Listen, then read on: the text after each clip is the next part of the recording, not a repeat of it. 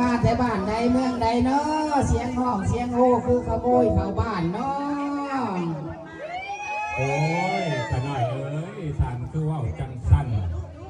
เสียงขโมยคือที่มาจังสี่นี่เจียงปีเจียงแค้นเจียงซ้อพวกข่อยทั้งหลายนี่เลยก็ที่มาขออยู่น้ำเพื่อนเจ้าได้ยินข่าวว่าเจ้านั่นเห็ดเพื่อนหลังน้ำจริงมาถามเพราะว่าหลานสาวหลานซ้ายเขาอยากมีเพื่อนอยู่จริงได้มาเตือนจริงได้มาบอกกล่าวนี่แหละแล้วท่านเลยว้ายพ่อใหญ่พามเจ้าคือว่าเว้าง่ายแท้เพื่อนของข่อยสร้างมาหลายปีเมื่อเงินหลายแสนหลายล้านแล้วได้เจ้าสิมาเศร้าหรือสิมาอยู่พี่โอ้ยพวกข่อยที่พอได้มาเศร้าดอกพวกข่อยที่มาขออยู่พี่ที่เอาของดีๆทั้งหามทั้งหาบที่เอาเงินเอาค้ำมาหลายกว่าเก่าว่าจังสันไหนพ่อใหญ่เอ้ยว่าจังสันบ่อันนี้พวกข่อยก็แสนภาคภูมิใจที่พ่อใหญ่พามเว้าคันสีมาค้ำมาคูนมาหังมามีให้ลูกให้หลานได้ยังมานำแน่โอ้พวกผู้ขาทั้งหลายมีใจประสงค์สั่งจริงเที่ยวทางมาเวทั้งพ่อแม่พี่น้องลุงป้ากำลังมาพร้อมกันมาแต่เมืองมันคำท้องเมืองดินดำนำซุ่มในอดีตการก่อนพุ่นบ่มีแรงดอกทุกจนเหตุว่ามาในมือนี้ได้ยินข่าวว่าพระเจ้าก่อแผ่นดินพระอินทร์ก่อแม่น้ำตั้งหน่อยเมฆคลา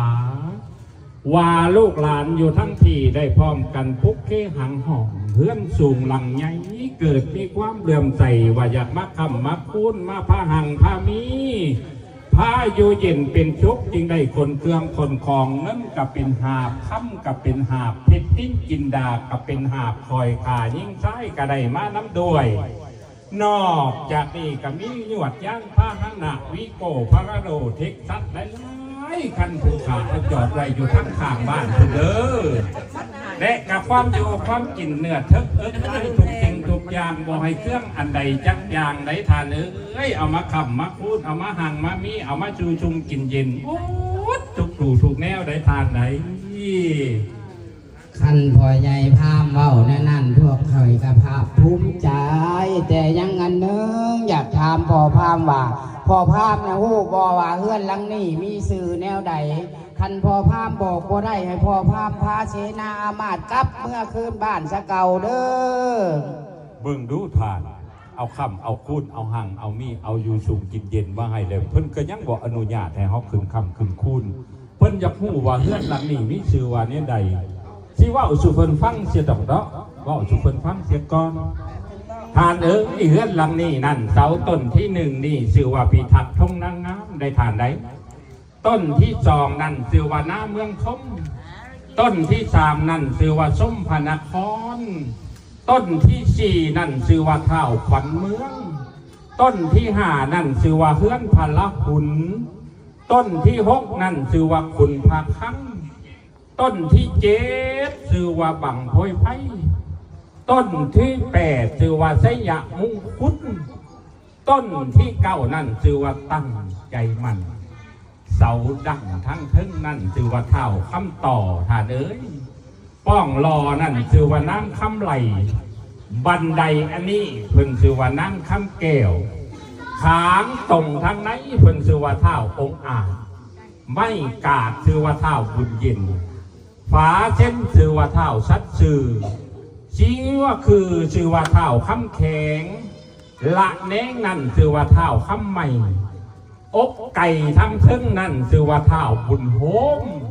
เฮือนขั้วทั้งหลังนั่นชื่อว่าเท้าบุญเฮียงป้านล้มทั้งทึ่งชื่อว่านั่งสมเผาเต่าไผ่ชื่อว่านั่งคำสู้ป้าตู่นี่ชื่อว่าเท้าบุญนาหลังคาทั้งทึ่งชื่อว่าเท้าปกป้องในเมื่อผสมประสานกันยกขึ้นแล้วกันน้ำอ่องต่องก็เป็นหน้าสะอ่อนใดเนาะขั้นผู้ใดได้เข้าอยู่เข้านอนเฮือนหลังนี้กะที่มีอายุมันขวัญยืนนอนกลางคืนกับฝันดีมิโซนอนกลางเว้นโรคไพ่กับโบมาเบียดได้มีแต่ได้กับได้มีแต่ดีกับดีนี่แหละเพิ่นจึงได้ชื่อว่าเฮือนพระยะอินทร์พระยะพรหมตกแต่ง พญาแทนเพิ่นแบ่งมาให้เป็นมูลขั้นผู้ใดเขาอยู่แล้วกะค่ำกะคูนหังมีมูลมั่งเงินคำนั่นกะสิอังเต็มทงเอาลูกเอาหลานมาอยู่ในเฮือนดังนี้กะอยู่สุ่มกินยินเคาะกะสิบ่เห็นเข็นกะสิบ่ใกล้มีแต่ได้กับได้มีแต่ดีกับดีได้นี่แหละเพิ่นจึงได้ชื่อว่าเฮือนมหาเศรษฐีเป็นน้ำจิ้มของลูกของหลานเจ้าต้องลงที่บุญน้ำอยู่ส่งพวกเจ้าเทเนาะลูกหลานเนาะเจ้าต้องลองท่องคำอันล้ำค่าเทนี้ลูกหลานเลยบุญหลายเท่าแก่พ่อแม่จึงได้พ่อบุญน้อยที่บ่เห็นได้ทานใดเป็นจังใดพ่อใหญ่ที่อนุญาตให้ขึ้นอยู่บ่บอกสื่อเฮือนชาติแล้วเบิดเลยก็ได้เนาะที่จะให้อยากขึ้นคำขึ้นคูดได้เดี๋ยวนี้เนาะ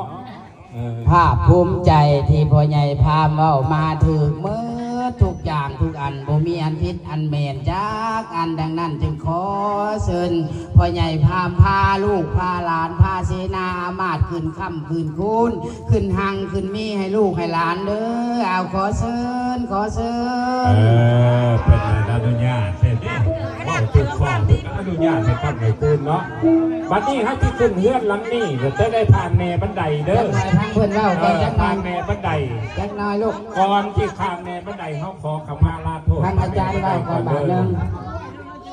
สาธุสาธุเด้อเมื่อนี่เมื่อค่ำเมื่อคูนพวกผู้ข่าทั้งหลายเรานี่มาแต่เมืองบั่นคำทองเมืองดินดำน้ำจุ่มมาค่ำมาคูนในโลกไทยลานในเรือนบ้านบ้านหลังนี้ยอมจะได้ผ่านพาแม่บันไดจึงขอขมาลาโทษเพิ่นแม่บันไดแก้วเอ๋ยบันไดท่องเที่ยวทองบัดนี้พวกลูกหลานทั้งหลายเรานี่ที่มาขอเที่ยวขึ้นลองลงเด้อแม่บันไดเด้ออย่าได้มีกรรมเว้นบัดว่าตีนถูกต้องจะได้มีเว้นของนามเขียนถือตีนใดขั้นว่าเด็กหนุ่มหน่อยมาเที่ยวขึ้นลองลงจะได้ลงพิษพังวางมือพลาดเหมือนเพชรให้หัวแตกเหล่าขาห่านให้เบิงลานได้แม่บันไดเอ้ยขั้นว่าโจรมาขึ้นเฮือนสร้างให้เจ้าไหลนี้เด้อแม่บันไดเด้อให้เจ้าเอิ้นเฮียกห้องเจ้าของบ้านเพิ่นตื่นมาอันว่าพ่อสนั่งเข่าเงินค้ำอย่าเขินขาดแม่บันไดเอ้ยให้เจ้าเอิ้นเฮียกห้องเข่าเงินค้ำนั้นให้เต็มเป่งอังเฮือนเดก่อขาเถินอิติสุขโตอะระหังพุทโธนะโมพุทธายะปัทวิงคุงคาภูมิเทวาขะมามิหังเอาเหยียบนี่ลูกเหยียบตัวนี้เอาหดลูกหด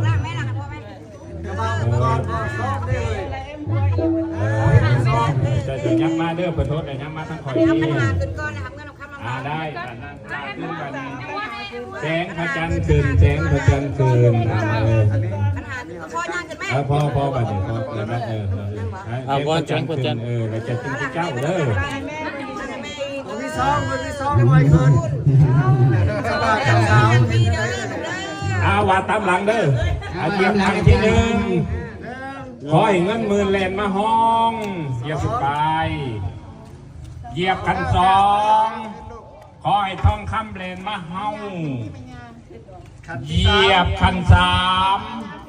ให้ได้โศกไงมหาศาลอมอุอะมุมะมุนมามหามุนมังนะสาริตีขึ้นไปเลยขึ้นไปขึ้นไปเด้อขึ้นเพื่อนเลย